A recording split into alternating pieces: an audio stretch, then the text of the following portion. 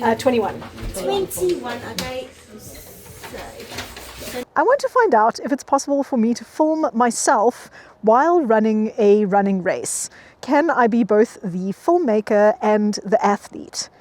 I do have a few rules. I'm only allowed to use my action camera and my cell phone. I'm not allowed to do any stage shots, so I can't put down the camera, run away, and then run back. I have to film everything in the moment.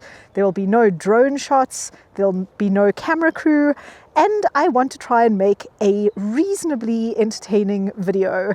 To make things even more interesting, this is not your regular running race. This is the Num Num Trail Challenge, and it is obviously a trail running race, but it is also quite unique in terms of the difficulty of the terrain that you are running on.